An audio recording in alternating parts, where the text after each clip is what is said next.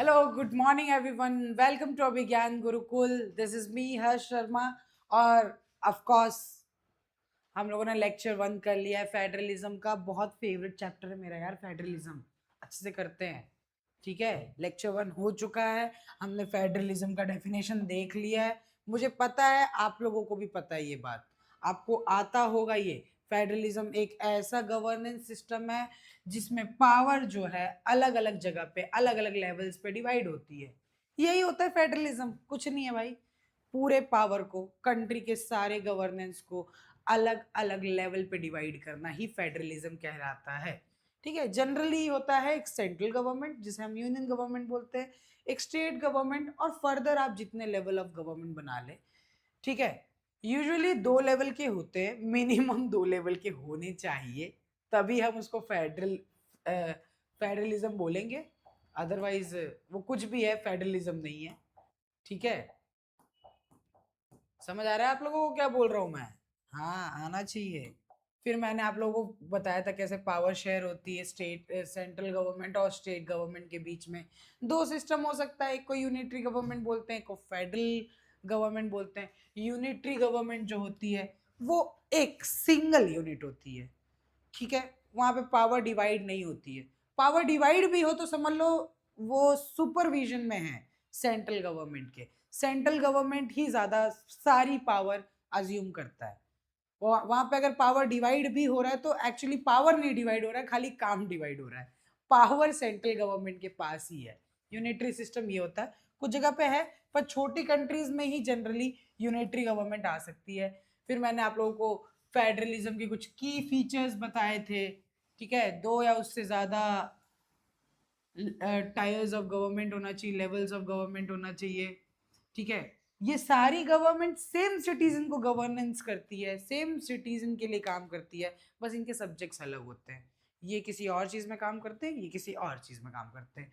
यही होता है फेडरलिज्म, ठीक है भाई। अगर सिंपल वे में बताया जाए तो ये अगर आपका घर है और ये घर में क्या बोलते हैं, फाइनेंशियल डिसीजन जो है वो फादर लेते हैं, ठीक है। मैनेजमेंट वाले डिसीजंस मदर लेती है।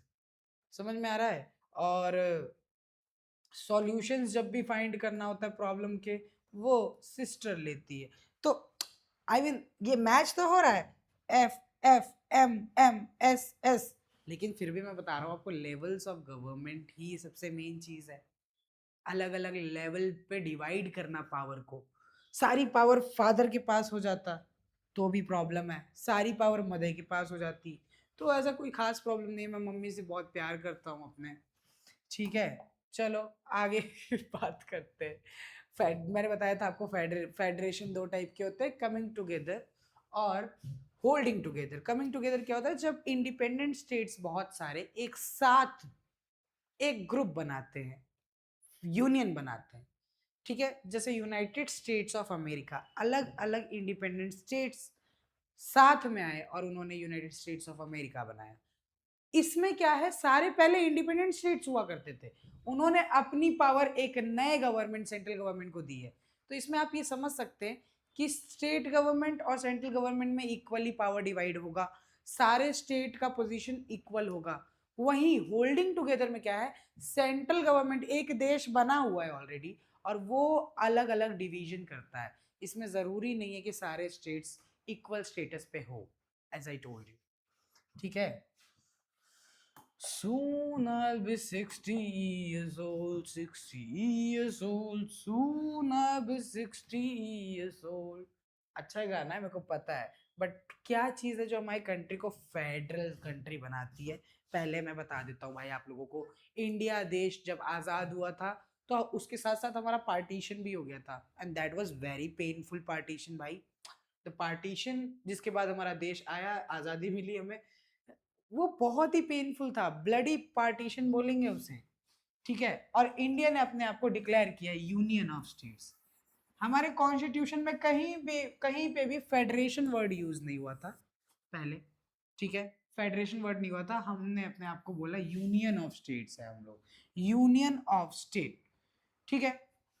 ओरिजिनली हमारे कॉन्स्टिट्यूशन में 2 टायर सिस्टम था, एक यूनियन गवर्नमेंट स्टेट गवर्नमेंट, तीसरा कुछ नहीं था, लोकल गवर्नमेंट हमने बाद में ऐड किया है, लेटर, ठीक है, हमने बाद में ऐड किया जिसके बारे में हम लोग बात करेंगे। ओरिजिनली 2 टायर सिस्टम ही आया था, बाद में 3rd tyre federalism was adapted, जिसको हम लोग पंचायत से म्युनिसिपैलिटीज के फॉर्म में बोलते हैं, जिसको लोकल सेल्फ गवर्नमेंट बोला जाता है सिंपल लैंग्वेज में, अगर एक लाइन बताऊं तो मैं, ठीक है। अच्छा, 3 फोल्ड सिस्टम बताते हैं। देखो सबसे बढ़िया चीज क्या है फेडरलिज्म का, तुम अपना काम करो, मैं अपना काम करूं, इस सब्जेक्ट में तुम्हारी पावर है, इस सब्जेक्ट में मेरी पावर है। जैसे सिंपल बात है, जिन सब्जेक्ट्स में सेंट्रल गवर्नमेंट के पास पावर है, स्टेट गवर्नमेंट उसमें इंटरफेयर नहीं कर सकता।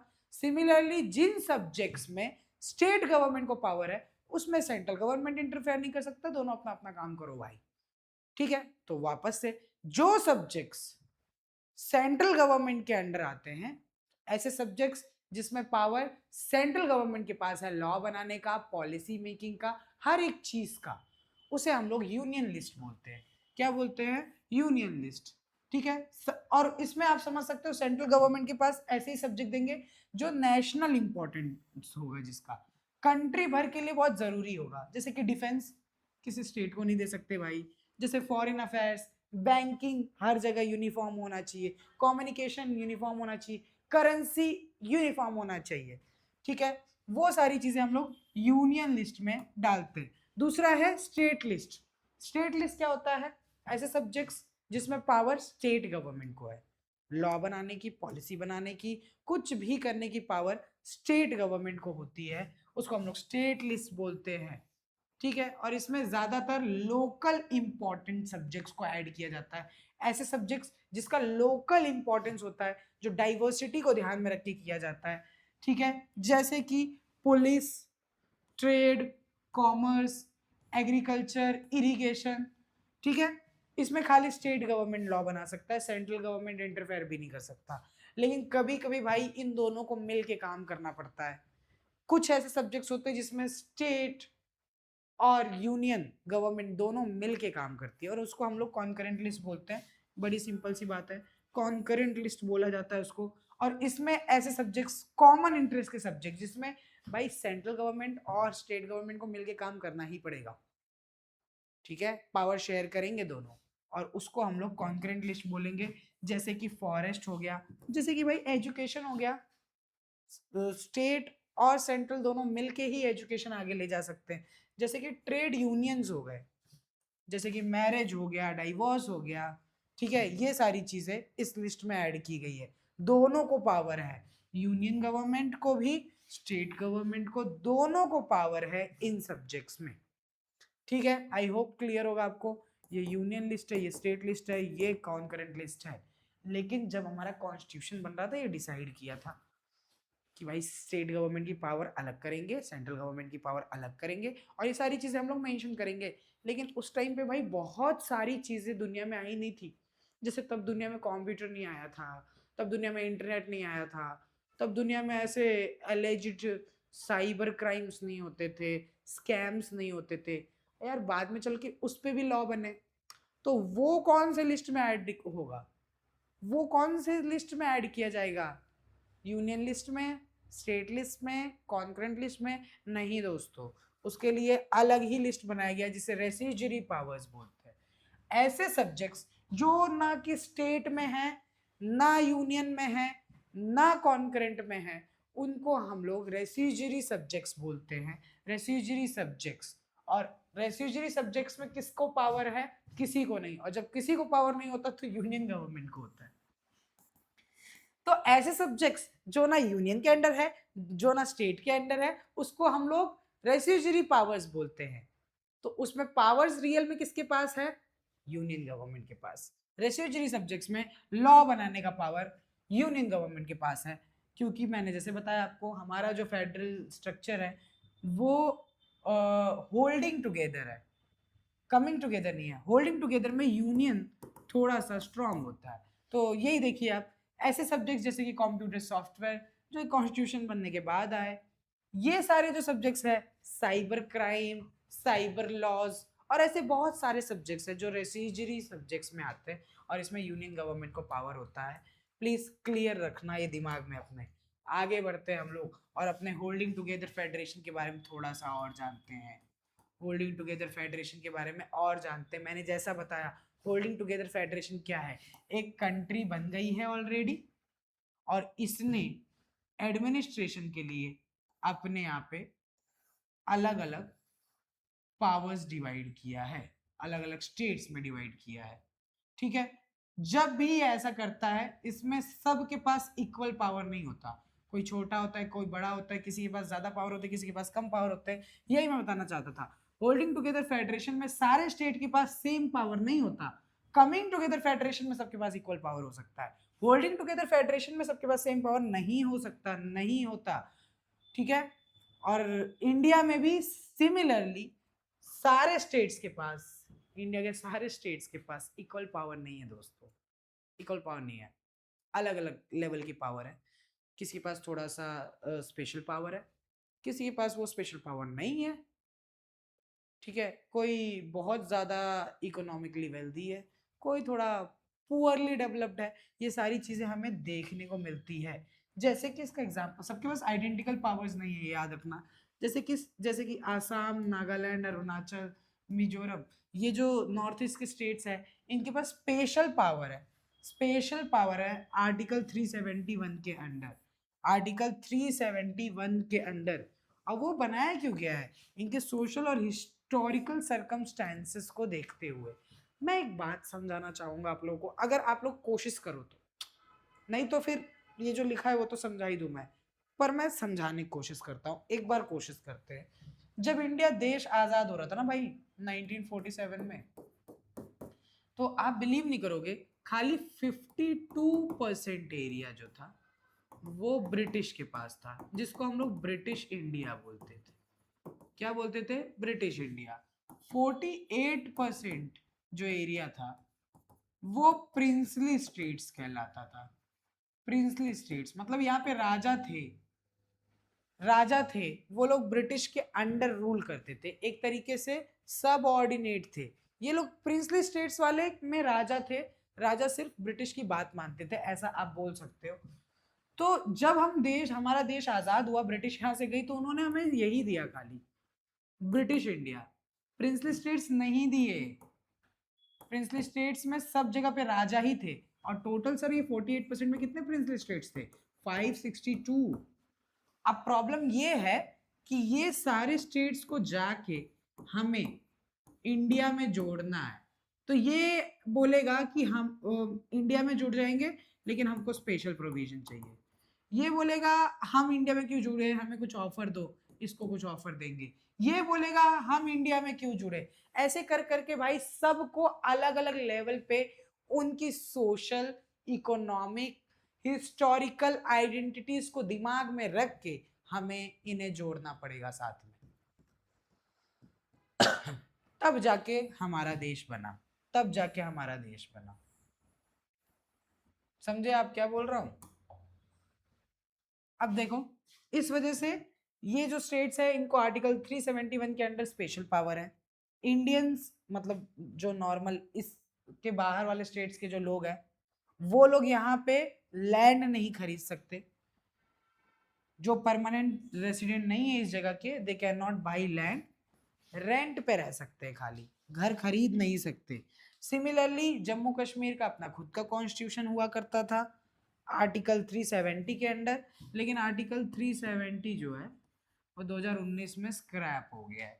तो ये दोनों पॉइंट्स ऐसे ही लिखे हुए हैं। खैर, मूविंग ऑन। यूनियन टेरिटरीज एक चीज होती है। चलो, जब हमारा देश बन रहा था तो हमने क्या किया, जो बड़ी बड़ी जगह थी उसे स्टेट्स में डिवाइड कर दिया। ठीक है, जो छोटी जगह थी उसको हम लोगों ने डिस्ट्रिक्ट बोल दिया। बड़ी जगहों को हमने स्टेट्स कहा, छोटी जगहों को हम लोगों ने डिस्ट्रिक्ट कहा। लेकिन इतना ही थोड़ी ना होता है, बीच का क्या, कुछ ऐसी जगह थी जिनको न किसी स्टेट में ऐड किया जा सकता था, ना इतने छोटे थे कि उनको डिस्ट्रिक्ट बोले। तो भाई उनको, ये जो मिडिल वाले जगह थे, जैसे कि उस टाइम पे दमन, दीव, समझ आ रहा है, चंडीगढ़, ये सबको नाम दिया गया यूनियन टेरिटरी। अब यूनियन टेरिटरी के पास उतनी पावर नहीं होगी जितनी स्टेट के पास होती है, सिंपल। तो यूनियन टेरिटरी समझते हैं, they are too small to become independent state, लेकिन किसी और स्टेट के साथ इसे मर्ज भी नहीं किया जा सकता एग्जिस्टिंग स्टेट्स के साथ, इसीलिए इन्हें यूनियन टेरिटरीज बोलते हैं। इसमें चंडीगढ़, लक्षद्वीप या फिर दिल्ली भी एक यूनियन टेरिटरी है। अब मैं आपको इसके बारे में बताता हूँ, ये टेरिटरीज के पास स्टेट जितनी पावर नहीं होती है, इनफैक्ट ये टेरिटरीज को एक तरीके से सेंट्रल गवर्नमेंट ही चलाती है, सेंट्रल गवर्नमेंट के पास ही पावर होती है। तो सर क्या यूनियन टेरिटरी में इलेक्शन नहीं होता? नहीं नहीं, इलेक्शन होता है, लोकल गवर्नमेंट्स का भी इलेक्शन होता है, यूनियन टेरिटरी का भी इलेक्शन होते हैं कुछ जगह पे, सारी जगह पे नहीं होते। जैसे कि दिल्ली में यूनियन टेरिटरी का इलेक्शन होता है, लेकिन फिर भी वहां पे ज्यादातर सब्जेक्ट्स जो होते हैं यूनियन गवर्नमेंट के पास होते हैं, यूनियन गवर्नमेंट के अंडर होते हैं। तो इलेक्शन होने के बाद अगर वहां चीफ मिनिस्टर भी बना दिया तो ज्यादा पावर नहीं है उसके पास। इनफैक्ट यूनियन गवर्नमेंट का एक एजेंट होता है जिसको हम लोग एलजी बोलते हैं, लेफ्टिनेंट गवर्नर। लेफ्टिनेंट गवर्नर ही सारा काम देखता है। तो चीफ मिनिस्टर इलेक्ट होके भी आ जाए तो भी एलजी के पास बहुत इनफ पावर्स होती है to control the union territory. तो यूनियन टेरिटरी में कुछ खास स्टेट जितना पावर नहीं होता। इसीलिए आप देखो ना, लद्दाख, जम्मू कश्मीर, ये लोग स्टेटहुड का डिमांड कर रहे हैं, क्योंकि स्टेट्स के पास ज्यादा पावर होती है, यूनियन टेरिटरीज के पास पावर नहीं होती दोस्तों। लद्दाख और जम्मू कश्मीर, क्या बोल रहे हो सर, 370 आर्टिकल जब हटाया था तो जम्मू कश्मीर के स्टेट को बीच से डिवाइड करके लद्दाख और जम्मू कश्मीर दो अलग अलग यूनियन टेरिटरीज बनाए गए थे, ठीक है। और वो चीज उन्हें पसंद नहीं आई थी। खैर अभी भी लोग वहां पे लड़ाई कर रहे हैं, कोई बात नहीं, होता है, लड़ाइयाँ जायज है, कभी कभी लड़ाइयाँ लड़ी जानी चाहिए। कुछ लड़ाइयाँ जीतने के लिए लड़ी जाती है, कुछ लड़ाइयाँ हारने के लिए लड़ी जाती है। हारने के लिए क्यों लड़ते हैं पता नहीं, पर कुछ लड़ाइयाँ सिर्फ इसलिए लड़ी जाती है ताकि दुनिया को पता चले कि हम थे, हम हैं। ये बताने के लिए मत लड़ लेना भाई, ठीक है, कोई बात नहीं। स्टोरी सुनाऊंगा भी थोड़ी देर में आपको, एक अच्छी सी स्टोरी सुनाऊंगा। उसके पहले ये पावर शेयरिंग में क्या चेंजेस हुए, देखो। पावर शेयरिंग अरेंजमेंट ही बड़ा टफ है भाई, हमारे कॉन्स्टिट्यूशन में ऑलरेडी सब कुछ मेंशन्ड है कि कौन किस सब्जेक्ट में काम करेगा। अगर पावर शेयरिंग में कुछ चेंज करना है तो पहले वो दोनों हाउस ऑफ पार्लियामेंट में पास होना चाहिए, वो भी स्पेशल मेजोरिटी के साथ। स्पेशल मेजोरिटी यानी 2/3 मेजोरिटी के साथ, ठीक है, स्पेशल मेजोरिटी के साथ पास होना चाहिए। और उसके बाद एटलीस्ट 50% ऑफ द स्टेट उसे अग्री करनी चाहिए। स्टेट कैसे अग्री करेगा? वहां की लेजिस्लेटिव असेंबली, ठीक है।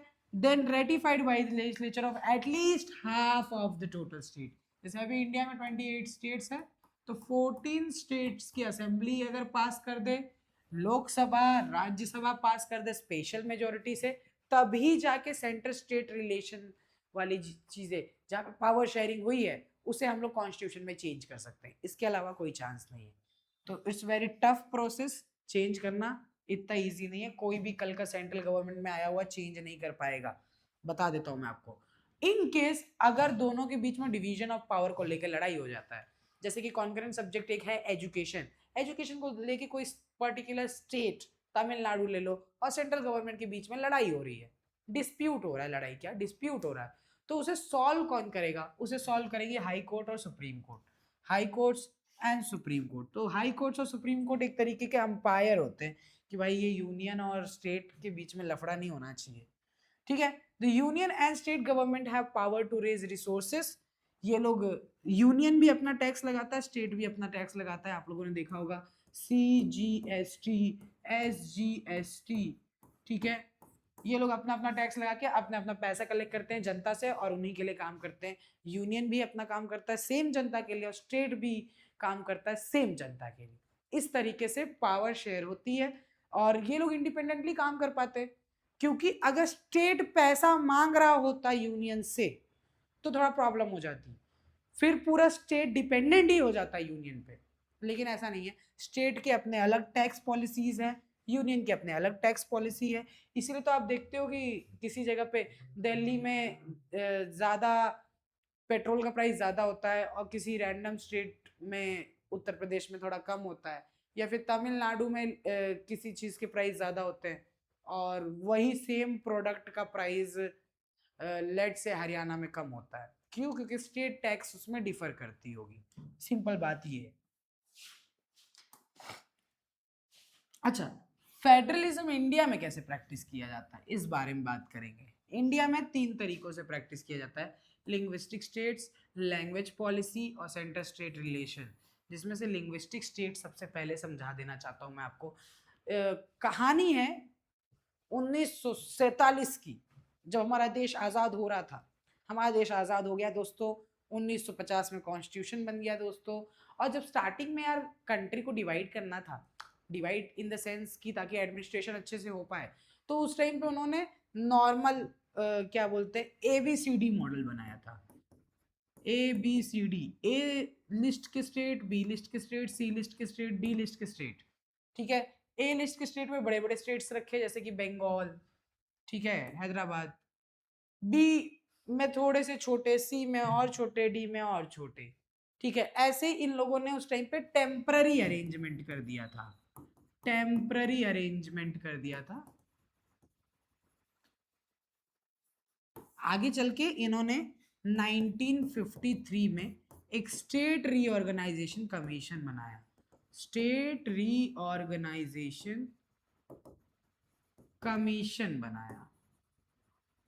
और ये स्टेट रीऑर्गेनाइजेशन कमीशन ने काफ़ी सोचा और इसने डिसाइड किया कि हमको इंडिया के जो स्टेट्स हम डिवाइड करने वाले हैं, तो टेम्पररी अरेंजमेंट है, जो परमानेंट अरेंजमेंट में हम स्टेट्स बनाएंगे वो लैंग्वेज की बेसिस पे होगा, लिंग्विस्टिक स्टेट बनेंगे, लिंग्विस्टिक बेसिस होगा उसका।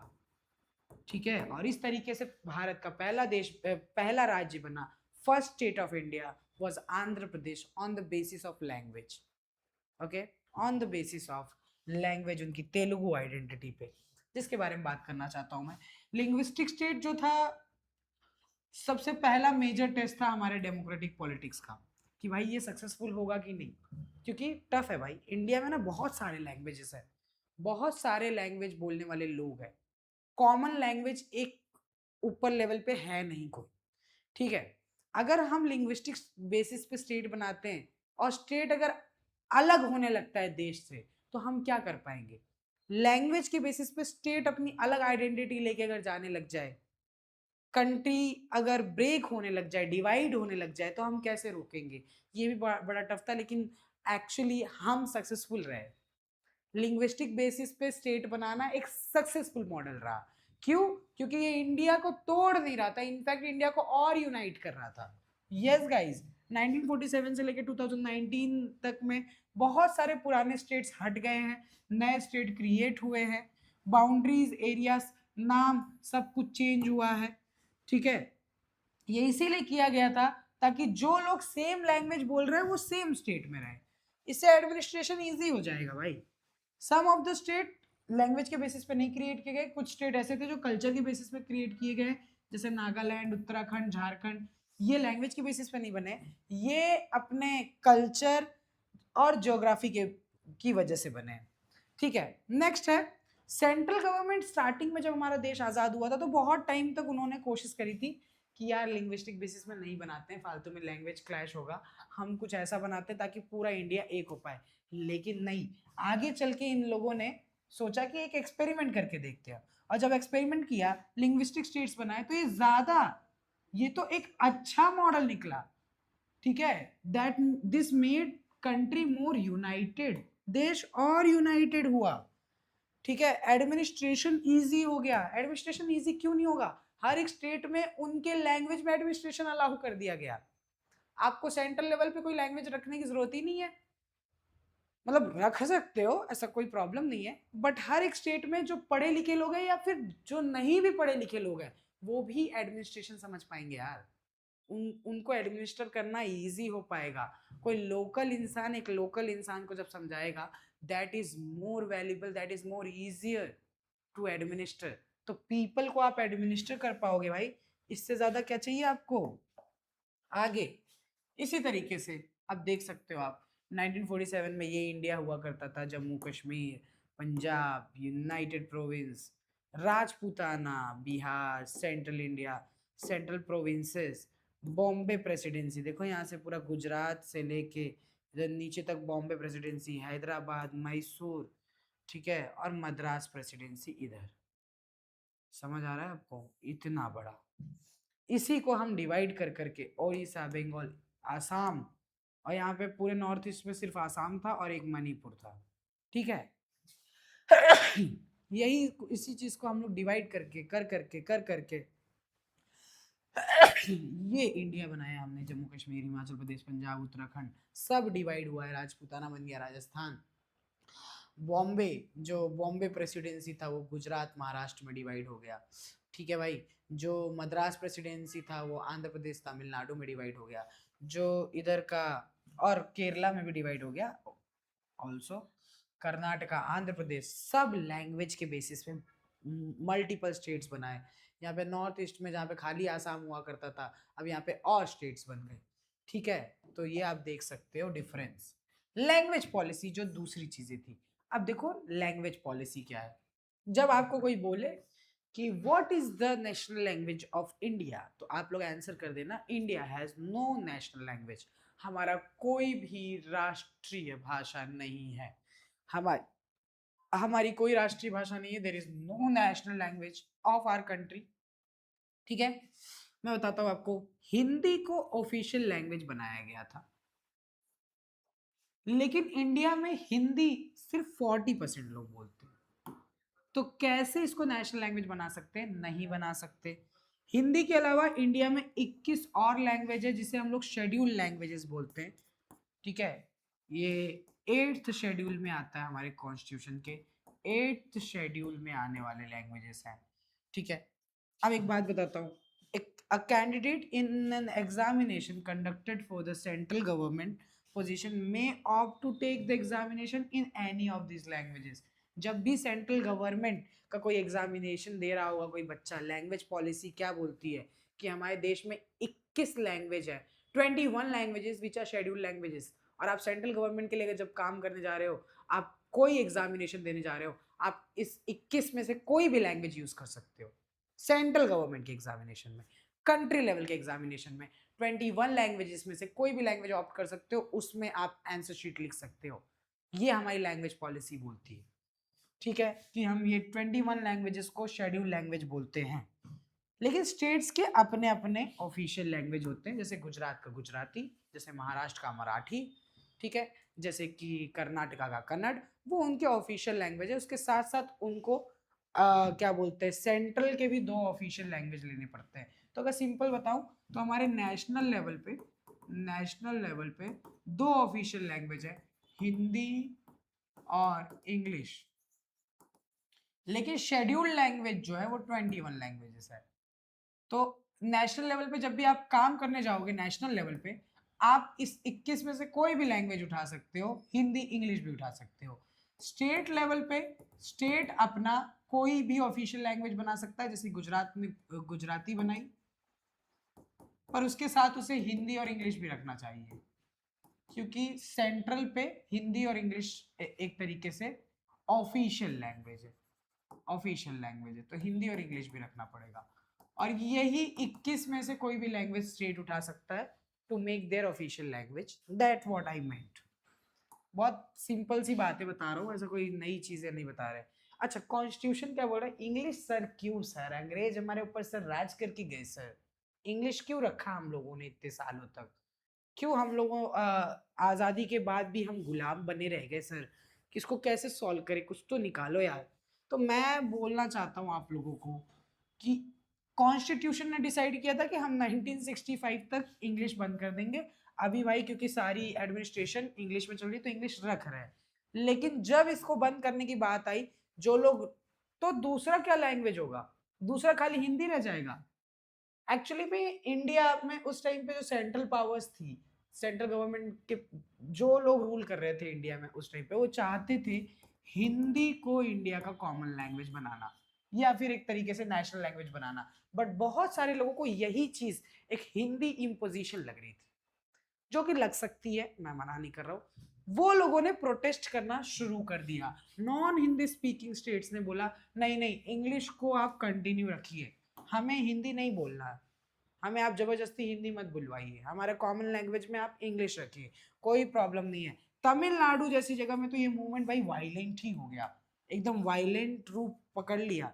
सेंट्रल गवर्नमेंट ने बोला ठीक है ठीक है ठीक है, इंग्लिश चालू रखेंगे, कोई बात नहीं, अंग्रेजी बोलेंगे हम लोग, ठीक है। और इंग्लिश और हिंदी दो ऑफिशियल लैंग्वेज बन चुके हैं, ठीक है। इंडियन लीडर्स ने ये सारी चीजें भाई बहुत सोच समझ के करी। हमारे इंडियन लीडर्स हिंदी को इम्पोज करने में ही नहीं लग गए। और ये मैं एक अच्छी बात बताना चाहता हूँ, क्योंकि हम लोगों ने लास्ट चैप्टर पढ़ा था, याद है आप लोगों को, पावर शेयरिंग। जब हम पावर शेयरिंग पढ़ रहे थे, वहाँ श्रीलंका का एग्जाम्पल आया था, जहाँ पे उन लोगों ने सिनहैलिस को इम्पोज करने की कोशिश करी थी। वहाँ क्या हालत हुई, वहाँ पे क्या हुआ, अल्टीमेटली सिविल वॉर हो गया। ये चीज इंडिया में भी हो सकता था अगर इंडिया के लीडर्स हिंदी इम्पोज करने की कोशिश करते, लेकिन हमने ऐसा नहीं किया। समझ आ रहा है? खैर, लिंग्विस्टिक डाइवर्सिटी बता देता हूँ आपको इंडिया में। 2011 के सेंसस के अकॉर्डिंग इंडिया में 1300 से ज्यादा डिस्टिंक्ट लैंग्वेजेस थे जो लोग बोलते थे, और उसे वो लोग अपना मदर टंग बताते थे।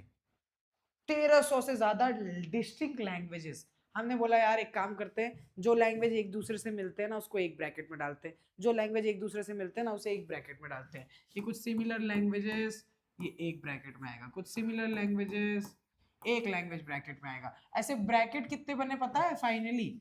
ऐसे ब्रैकेट बने 121। 121 मेजर लैंग्वेजेस निकले ग्रुप करने के बाद भी। और इन 121 में से हम लोगों ने 22 लैंग्वेजेस को सिलेक्ट कर लिया अपने 8th शेड्यूल में, इंडियन कॉन्स्टिट्यूशन के 8th शेड्यूल में, और इन्हीं को हम लोग शेड्यूल लैंग्वेजेस बोलते हैं। प्लीज एक बार और याद रखना, out of these 121 major languages we have included 22 languages uh, in the 8th schedule of our Indian constitution, and we call them scheduled languages, and it is called scheduled languages। कोई problem है? कोई problem है? कोई दिक्कत नहीं है, आगे बढ़ जाते हैं फिर। ठीक है, अब सेंटर स्टेट रिलेशन के बारे में बात करते हैं हम लोग थोड़ा सा। देखो इंडिया में ना भाई सेंटर स्टेट रिलेशन बहुत जरूरी है। स्टेट के पास अपनी ऑटोनॉमी होनी चाहिए, और सेंट्रल हर जगह पे काम करने की कोशिश करते रहना चाहिए। यही एक सिस्टम चल सकता है। लेकिन मैं आपको एक बात बताता हूँ, बहुत टाइम तक हमारे सेंट्रल गवर्नमेंट में जो पार्टी रूल कर रही थी और सारे स्टेट में मोस्टली जो रूल कर रही थी वो सेम पार्टी थी। तो पावर कैसे शेयर होगा जब सेम पार्टी यहाँ भी यहाँ भी यहाँ भी यहाँ भी रूल कर रही है, हर एक स्टेट में भी वही पार्टी है और सेंट्रल लेवल पे भी वही पार्टी है। तब तो भाई पॉलिसी मेकिंग में कोई डिफरेंस ही नहीं आएगा, जो सेंट्रल बोल लेगा वो कर देगा, या फिर जो पार्टी डिसाइड कर देगी वो हो जाएगा। समझ में आ रहा है? For longer time same party rule both centre and most of the states. इसका मतलब ये स्टेट गवर्नमेंट रियल में कोई पावर को यूज ही नहीं करती थी, ऑटोनोमस फेडरल यूनिट की तरह काफी टाइम तक चली ही नहीं, क्योंकि same party Congress, Indian National Congress ही रूल कर रही थी। ठीक है, as and when the ruling party of the state level was different, parties that ruled the center tried to undermine the power of the state। और अगर कोई ऐसा स्टेट होता था जहां पे कोई और रूल कर रही है, ठीक है, जहां पे कोई और रूल कर रही है, ऐसी कोई पार्टी, कोई और पार्टी रूल कर रही है, तो वहां पे सेंट्रल इनको दबाने की कोशिश करता था, इनकी पावर छीनने की कोशिश करता था। उस टाइम पे मिस यूज करता था सेंट्रल गवर्नमेंट अपनी पावर्स को, misuse the constitution to dismiss state governments, जो कि दूसरी पार्टीज अगर कहीं पे रूल कर रही थी तो ये काफी टाइम तक इंडिया का फेडरलिज्म अच्छे से चल ही नहीं पाया। सिंपल अगर बात बताना चाहूँ मैं तो आपको, यही फेडरलिज्म के अगेंस्ट था स्टार्टिंग के काफी टाइम तक, क्योंकि वही सेम पार्टी ही डिसाइड कर लेती है हर चीज, और अगर किसी स्टेट में दूसरी पार्टी की गवर्नमेंट होती थी तो ये सेंट्रल गवर्नमेंट उन्हें परेशान करती थी। समझ आ रहा है आप लोगों को? लेकिन चीजें बदली दोस्तों, चीजें चेंज हुई। ये देखो जैसे एक एग्जांपल दिया हुआ है, ये आपको इंदिरा गांधी दिख रही होंगी। अब मोस्ट ऑफ द स्टेट में उनकी गवर्नमेंट होती थी, और ये देखो लोग कैसे आ रहे हैं उनसे कि यार प्लीज मदद कर दो, मदद कर दो, मदद कर दो, मदद कर दो, और वो अपने पार्टी वाले स्टेट्स को ही हेल्प करने की कोशिश कर रही है। ये दिखाता है आपको the state plead for more powers, कि मुझे और पावर दे दो। बट ये तो बहुत थोड़े थोड़े पावर्स ही दिए जा रही है। इसके अलावा perils of running a कोalition government, कोalition government आगे चल के इसके बारे में बात करेंगे हम लोग, ठीक है। नेक्स्ट क्लास में हम लोग, अच्छा ये सेंटर स्टेट रिलेशन कंप्लीट ही कर ले क्या? हाँ हाँ हाँ, ये लास्ट टॉपिक है। अच्छा, काफी टाइम तक यही हुआ कि सेंट्रल गवर्नमेंट में भी कांग्रेस थी, हर एक स्टेट में भी कांग्रेस थी, तो कांग्रेस सबको कंट्रोल करती थी। कहीं पे अगर एक कोई ऑपोजिशन पार्टी होती थी तो उसको तो भाई पावर ही नहीं देती थी। ये काफी टाइम तक चला है, लेकिन 1990 के बाद इंडिया का पॉलिटिक्स चेंज हुआ और रीजनल पॉलिटिकल पार्टीज आई। हर एक स्टेट की अलग अलग पार्टीज आने लग गई भाई। जैसे आप बिहार में देखते हो जेडीयू आरजेडी, जैसे आप तमिलनाडु में देखते हो डीएमके एआईएडीएमके, ठीक है। जैसे आप महाराष्ट्र में देखते हो शिवसेना, ठीक है, एनसीपी, जैसे आप बंगाल में टीएमसी देखते हो। ये सारी रीजनल पार्टी है, उन स्टेट्स की पार्टी है, ठीक है।